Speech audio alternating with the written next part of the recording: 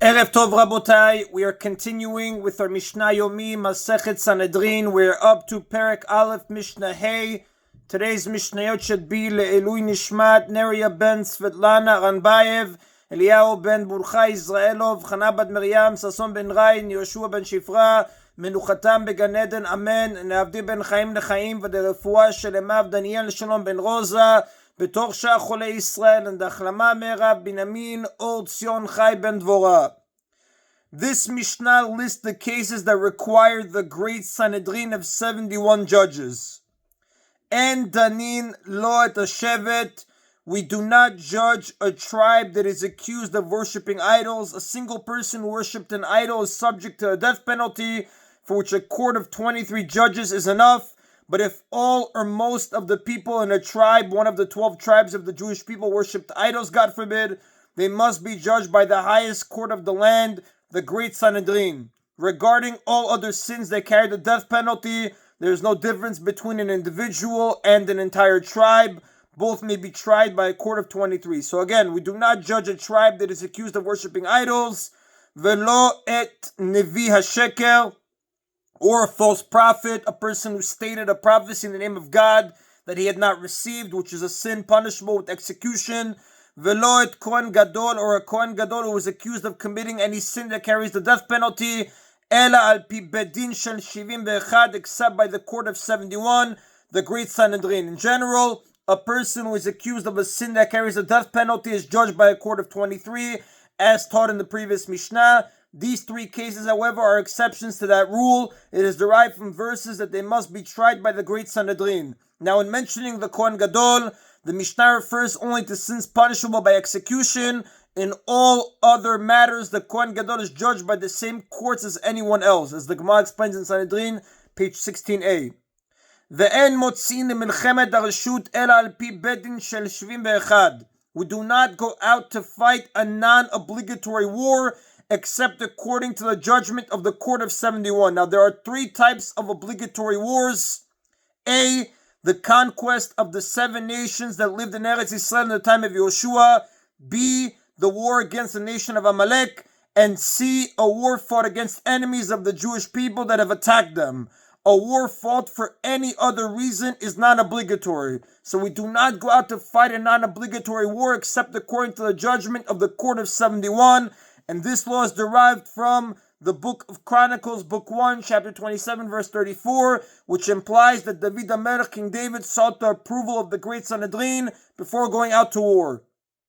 En mosifin al ha'ir velo ve'al ha'azarot ela al pi bedin shel 71. We do not increase the size of the city of Jerusalem or the courtyards of the temple except according to the court of 71. Jerusalem is holier than the rest of Eretz Yisrael, and the courtyards of the temple are even holier than Jerusalem. Expansion of Jerusalem or the courtyards had to be approved by the great Sanhedrin because only that court had the authority to sanctify the added areas. En osin Sanhedriot lashvatim ela al pi bedin shel 71. We do not appoint lower Sanhedrins of 23 judges for the tribes of Israel, except according to the court of 71. The Torah commands us to establish courts of 23 judges in all the towns of Eretz Yisrael and for each of the 12 tribes of Israel, as the book of Dvarim says in chapter 16, verse 18, and the Gemara Sanhedrin, page 16b. The great Sanhedrin must leave its seat in the temple and travel throughout the land, establishing courts in each town. En osin ira nidachat el al pi bedin shel 71. We do not designate a town as a corrupted town, a town that must be destroyed because most of its residents were persuaded to worship idols, except according to the court of 71. If most of the residents of a town in Eretz Yisrael worshipped idols because some residents convinced them to do so, the town is an ira nidachat, corrupted town. Those who are guilty of idolatry are executed by the sword instead of stoning, the usual punishment for idolatry. The buildings in the town and the property of all the residents are destroyed, and it is forbidden to ever rebuild the town and inhabit it again. As the Torah says in Devarim, chapter 13, verses 13 through 19. Now, having mentioned a corrupted town, the Mishnah cites 2 other laws that concern such a town. Then osin ira nidachat basefar. We do not designate a town as a corrupted town if it is on the border between Eretz Yisrael and another country, because destroying a town on the border makes the land easier to attack. If most of the residents of a border town were convinced to worship idols, those residents are put to death, but the town is not destroyed. Velo shalosh, nor when we designate as corrupted 3 towns that are near one another, because the destruction of so many neighboring towns would cause a large part of Eretz Yisrael to lie desolate, as the Gemara says on page 16b in Masechet Sanhedrin. Avalosin achat or shtayim, but we may designate 1 or 2 towns as corrupted, even if they are close to each other. And that is end of Mishnah Hey. Mishnah Vav cites the biblical sources for the number of judges who sit on the great Sanhedrin and the lower Sanhedrins.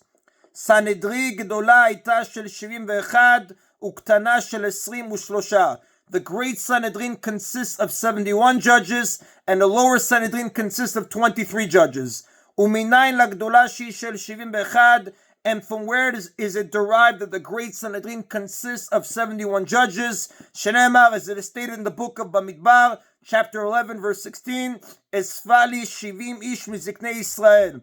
Hashem said to Moses, gather for me 70 men from the elders of Israel. The original great Sanhedrin in the wilderness had 70 elders, judges, Moshe ad Gabehen, with Moshe Rabbeinu over them. The Torah in Bamidbar, chapter 11, verse 17 states about these 70 elders, and they shall bear with you the burden of the nation, which implies that Moshe was also a member of the great Sanhedrin. Therefore we see that 71 judges are required for the great Sanhedrin. The next Tana disagrees about the number of judges in the great Sanhedrin. Rabbi Yehuda says, Shivim, it has only 70 judges because Moshe Rabbeinu was not included. According to Rabbi Yehuda, the 70 elders formed a complete court on their own without Moshe. He interprets the phrase with you to mean that the elders must be similar to Moshe, born of Jewish parents and free of any physical blemish. Generally, a court may not have an even number of judges, as the Mishnah will say later. Rabbi Yehuda, however, holds that the great Sanhedrin was an exception, since the verse states it has 70 judges. But the Rav tells us that Halakha does not follow the opinion of Rabbi Yehuda, and therefore we require 71 judges in the great Sanhedrin.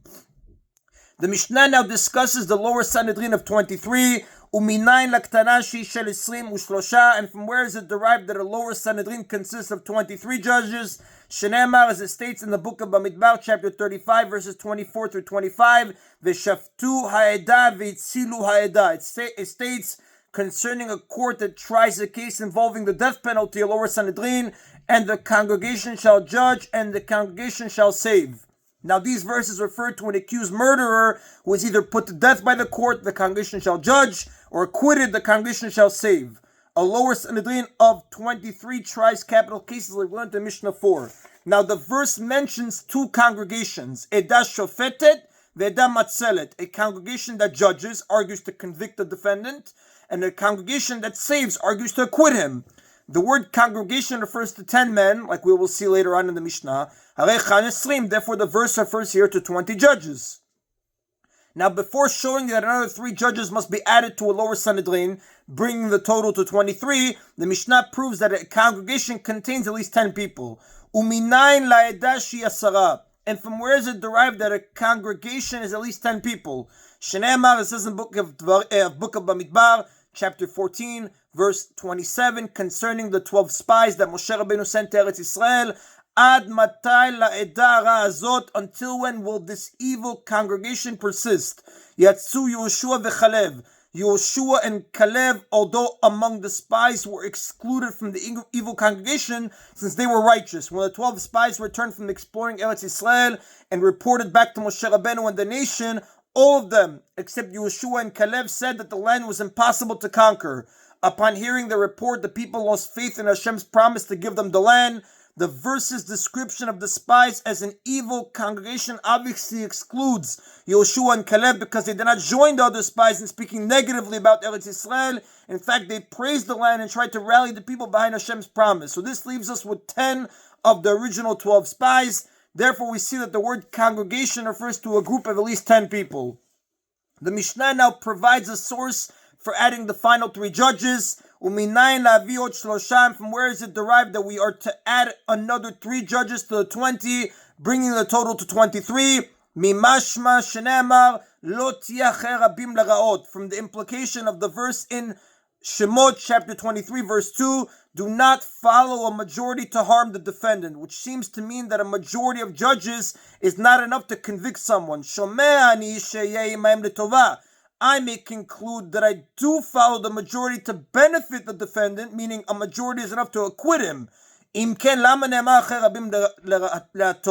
If so, why is it stated later in the same verse, according to the majority, it shall be decided? This cannot mean that a majority is enough to acquit the defendant, since this law was already implied by the first part of the verse. Rather, the second part of the verse must be referring to convicting the defendant. And it teaches, Lo chayatcha letova hatayatcha lera'ah. Your decision to benefit, to acquit the defendant, shall not be the same as your decision to harm, to convict. Hatayatcha letova al pi echad, meaning your decision to benefit can be based on only one judge. Even a majority of one is enough for acquittal. Hatayatcha lera'ah al pi shnayim, whereas your decision to harm must be based on at least two judges. A majority of two is required for conviction. Therefore, the verse is interpreted as follows. Do not follow a majority of one to convict. According to a majority of two, it shall be decided. However, a majority of one is enough to acquit. Therefore, at least 22 judges are necessary, because it must be possible that 10 judges vote to acquit, as derived from the words a congregation that saves, and 12 judges vote to convict, a congregation that judges plus a majority of two. Then bedin shakul. However, a court cannot have an even number of judges, since the Torah states that a court must be able to find a defendant innocent by a one-vote majority. A court must always have an odd number of judges, otherwise the votes could be split evenly with no majority at all. Therefore, we add one more judge to them, which makes a total of 23. Therefore, it has been proven here that a lower Sanhedrin, which decides capital cases, requires 23 judges.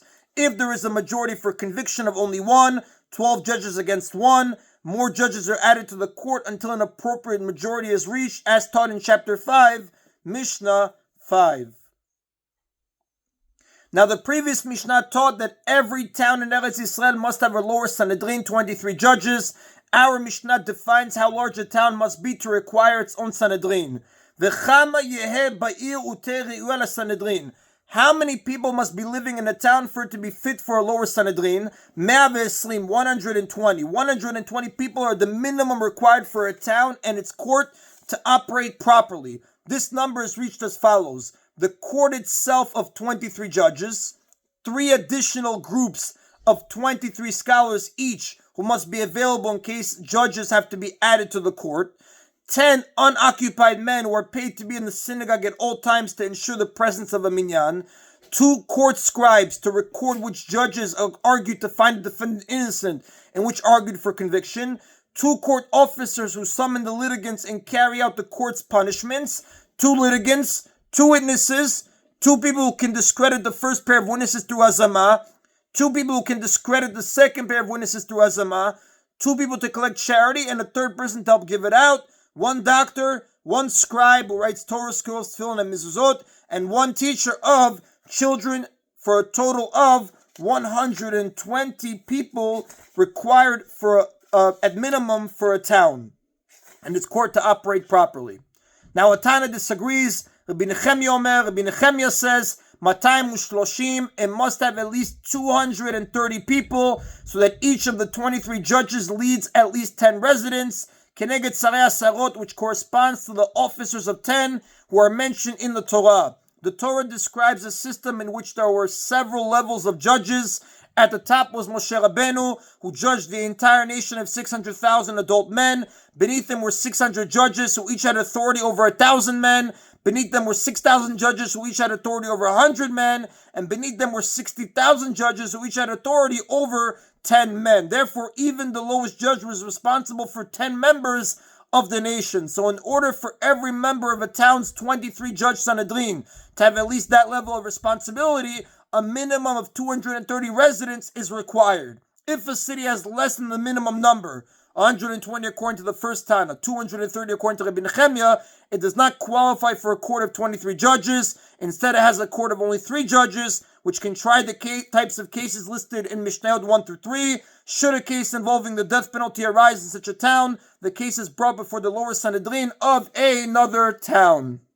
And the Rav tells us, the Halacha does not follow the opinion of Rabbi Nechemia, it follows the opinion of the Tanakama, that 120 people is enough for a town to be fit for a lower Sanhedrin. And that is the Nabotai of today's Mishna Yomi. Baruch Adonai Leolam. Amen v'amen.